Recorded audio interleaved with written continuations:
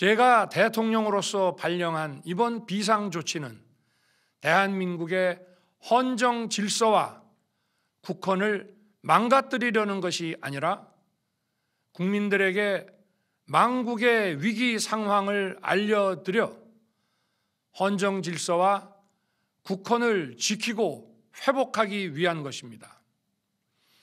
소규모이지만 병력을 국회에 투입한 이유도 거대 야당의 망국적 행태를 상징적으로 알리고 계엄 선포 방송을 본 국회 관계자와 시민들이 대거 몰릴 것을 대비하여 질서 유지를 하기 위한 것이지 국회를 해산시키거나 기능을 마비시키려는 것이 아님은 자명합니다. 300명 미만의 실무장하지 않은 병력으로 그 넓디 넓은 국회 공간을 상당 기간 장악할 수 없는 것입니다. 과거와 같은 계엄을 하려면 수만 명의 병력이 필요하고 광범위한 사전 논의와 준비가 필요하지만 저는 국방장관에게 계엄령 발령 담화 방송으로 국민들께 알린 이후에 병력을 이동시키라고 지시했습니다.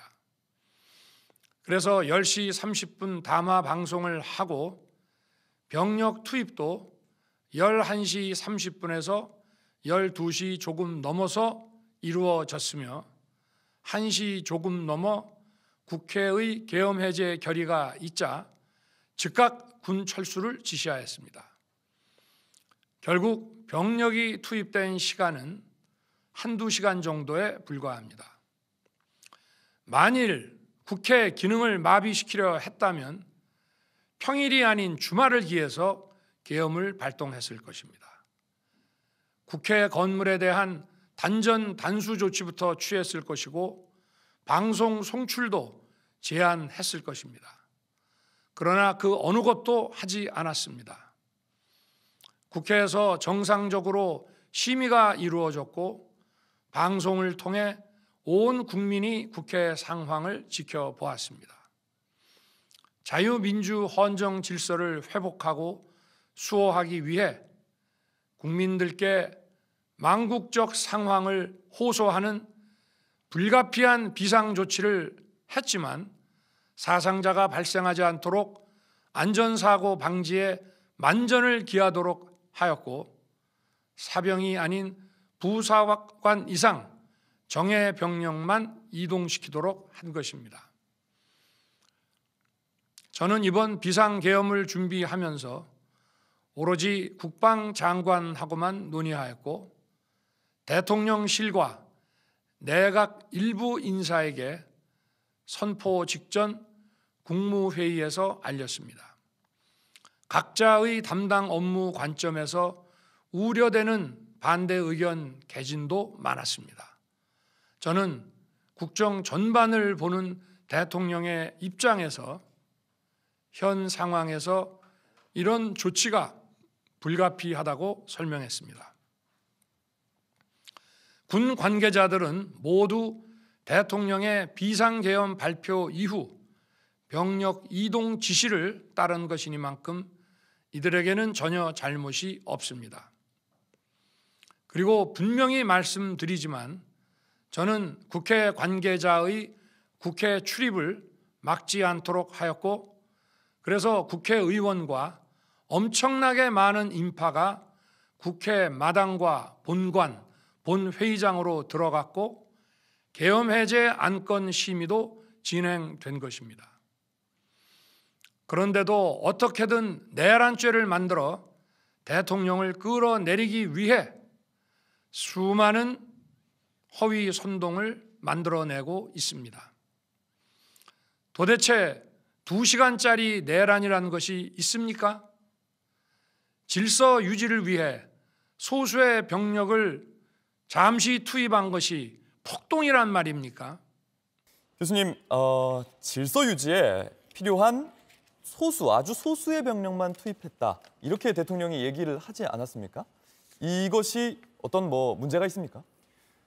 아니 소수의 병력을 동원하게 된 이유가 몇 가지 있을 텐데요. 네. 일단 보안 유지가 문제였을 거고요. 네. 아무리 소수라지만 대한민국 육군의 최정예 병력을 동원했어요. 네. 그건 놀라운 일입니다. 그리고 그 최정예 병력은 사실은 기밀성이 굉장히 강한 군대들만 동원했어요. 절대로 외부로 노출시키면 안 되는 군인들을 동원했고요. 네. 그리고 300명 정도, 그다음에 이 선관위 300명, 국회 300명 이런 정도로 동원했는데 네. 사실 그 정도 병력이면 충분히 중앙선거관리위원회 점거하듯이 국회도 점거할 수 있다고 믿었을 겁니다. 왜냐하면 네. 시간이 이미 10시 반, 11시 이 정도 시간대였기 때문에 아마 사람이 별로 없을 걸로 봤을 거고요. 실제로 과거의 그 계엄의 경우를 돌이켜 보면 군대가 출동하면 되게 정치인들은 피신을 하고 그다음에 국민들은 다 숨게 됩니다. 다 이렇게 그 자리에 모이질 않고요. 네. 그래서 군대가 300명이라 하더라도 그 정도 병력 같으면 충분히 국회를 봉쇄하고 국회의 그 표결을 방해할 수 있다고 믿었을 겁니다. 그런데 놀랍게도 이번에는 우리 시민들이 저도 여러 통을 받았어요. 그 문자로 우리 국회로 모입시다라고 저도 깜짝 놀랐습니다. 네. 계엄이 발동되는데 시민들이 국회 앞으로 모입시다라고 다 돌리고 있었던 겁니다. 메시지를. 네. 그 실제로 수천 명의 국민이 의사당 앞에 모여서 계엄군의 진입을 막았기 때문에 그 계엄군들이 뭣도 모르고 왜 동원되는지도 모르고 거기에 왔던 그 군인들이 심지어 담을 넘어 들어가는 거가 있지 않았습니까? 네. 또 의사당에 접근했을 때에도 그 안에도 또 국회 직원들 또 이번에는 우리 미디어, 우리 기자분들이 큰 역할을 했습니다.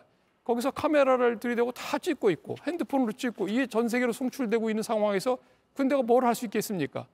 사실상 그건 우리가 막은 거지.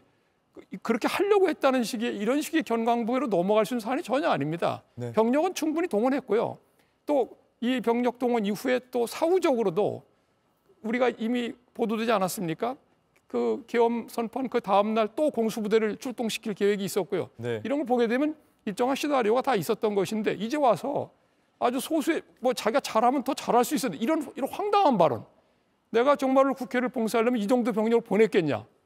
어떻게 이런 말을 할 수 있는지 정말 그 제정신인지 정말 이해가 안 갑니다. 네. 변명을 할 수 있는 말이 있고 해서는 안 되는 말이 있는 것인데 지금 사실 윤 대통령이 약간 패닉 상태에 빠져 있는 것이 아닌가 이런 생각이 좀 듭니다. 네. 지금까지 저희가 국방위원회나 이런 데서 군 장성들의 증언을 종합하면 윤 대통령은 의결 동족수가 차기 전에 끌어내라 이렇게 네. 명령했고 뭐 특임대 단장이나 특전사령관은 무기 사용이라는 무리수는 두지 말자 이렇게 네. 건의했다는 것 아니겠습니까? 그러니까 오히려 우리 군이 거기 출동했던 군이 이 간접정범이라는 이론이 있어요. 형법에 보면 네. 그 본인이 뭘 하는지도 모르는 채 그냥 도구로 이용당하고 있는 겁니다. 네. 물론 이제 군의 그 동원된 군의 좀 높은 분들, 아주 최고 지휘관들은 알았겠지만, 그러나 중간급 지휘관부터는 아래 그 동원된 군인들은 내용을 몰랐다는 거 아닙니까? 갑자기 블랙호크 같은 그 전투용 헬리콥터를 타고 네. 국회에 내린다는 게 상상할 수 없는 일입니다. 그런데 그 아심한 시각에 국회에 아무런 변고도 없고 변동사항도 없고 아무것도 없는 상황에서 국회 정원에 내려서 거기서 국회의사당으로 들어간다는 게 아마 군인들도 굉장히 당황했을 겁니다. 네. 자기네가 지켜야 될 국가기관을 자기들이 공격하고 있다는 걸 이해 못했을 거고요. 근데 네. 가보니까 국회 직원들, 시민들이 있으니까 아니라고 생각했을 겁니다. 그러니까 굉장히 당황한 상태죠. 네. 그런 상태에서 이것이 그 제대로 진행이 안 된 것뿐이지 대통령이 무슨 세상에 야당 국회의원들이 자기 국정 수행에 대해서 너무 심하게 견제를 해서 불편하다는 이유로 군대를 동원해서 국회를 봉쇄하는 대통령이 세상에 어디 있겠습니까? 네. 네. 맞습니다. 네, 오늘 기자회견 네, 같은 경우에 기자. 갑자기 공지가 됐는데요. 윤 대통령이 지난 5일 동안 출근을 하고 있지 않다가 오늘 갑자기 출근했다는 소식이 전해졌고 네. 이어서 이제 담화를 한다 이런 소식이 전해졌는데요. 이 담화 내용이 무엇이냐를 놓고서 짧은 시간이지만 아주 의견이 분분했습니다. 네. 어제 같은 경우에 이제 대통령실 관계자가 탄핵이 차라리 낫다. 조기 퇴진보다는 탄핵 가보자. 헌법재판소의 판결을 받아보겠다라고 이야기를 한 사실이 언론을 네. 통해서 많이 알려졌기 때문에 네. 혹시 탄핵을 받아들이겠다는 어떤 선언일까 아니면 혹시라도 즉각 하야하겠다는 선언일까 이런 기대들이 좀 있었는데 그 기대와는 전혀 정반대로 지난 12.3 내란 사태를 엄호하는 방향으로 지금 논의가 이루어졌고요. 네. 네, 그리고 또 노골적인 거짓말들도 있었습니다. 다시 한번 지적을 하자면 네.